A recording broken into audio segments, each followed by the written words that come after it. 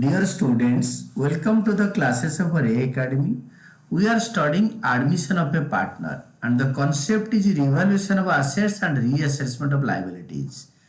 Pass journal entries for the following admission of a partner. तो journal entry का format बना दो और कॉन्सेप्ट यही है revaluation of assets and reassessment of liabilities. First case machinery to be reduced by 16,000 and may building be appreciated by 40,000.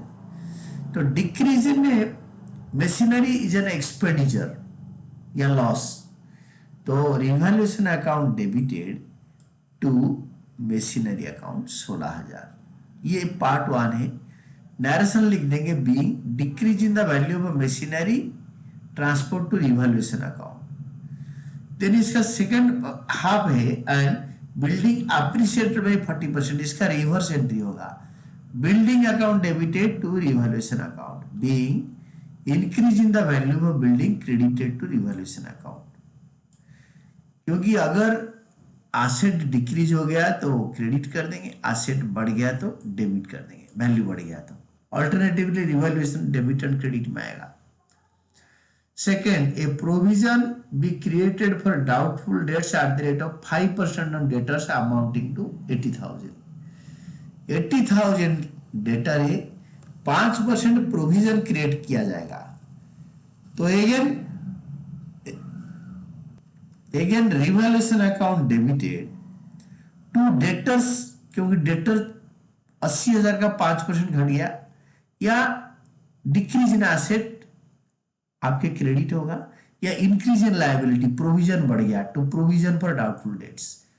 Decrease in asset में debtor लिख सकते हो, प्रोविजन फॉर डाउटफुल डेट भी लिख सकते हो. तो better to provision for doubtful debt लिखना 4,000. तो being increase in the amount of provision transfer to revaluation account. Then third part provision for warranty claims to be increased by 12,000. Warranty claim is a liability और liability 12,000 बढ़ गया. So that is revaluation account debited to provision for warranty claims being increase in the amount of a provision for liability transferred to revaluation account. 12,000 बढ़ गया.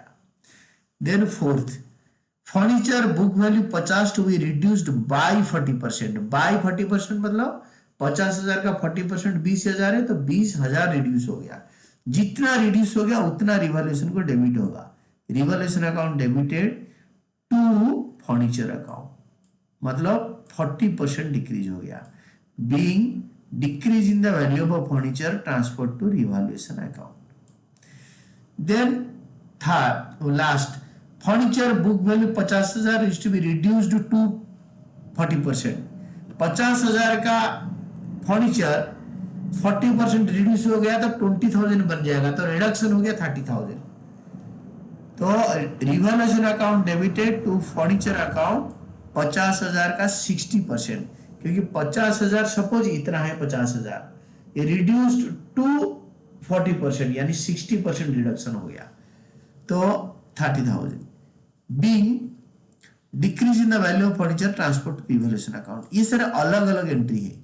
अगर एक ही entry होता एक ही दो फर्नीचर कैसे कहां से आ गया, तो अगर ये एक ही क्वेश्चन होता और बोलता कि जर्नल एंट्री पास करो इंक्लूडिंग प्रॉफिट तो revaluation account debited to old partners capital account होता. यहाँ पे ओल्ड पार्टनर की कैपिटल अकाउंट है नहीं तो इसमें प्रॉफिट या लॉस का एंट्री देना नहीं है. रिवैल्यूएशन में प्रॉफिट हो रखा है या लॉस हो रखा है इसका एंट्री नहीं देना और इतना ही करना है. ये सारे इंडिपेंडेंट एंट्रीज है 1 to 6 इंडिपेंडेंट एंट्री है. तो आप क्या करोगे ना इसमें टोटल करो और टोटल का भी डैश डैश कर दो. टोटल में कुछ लिखना है नहीं and these are all about your answer.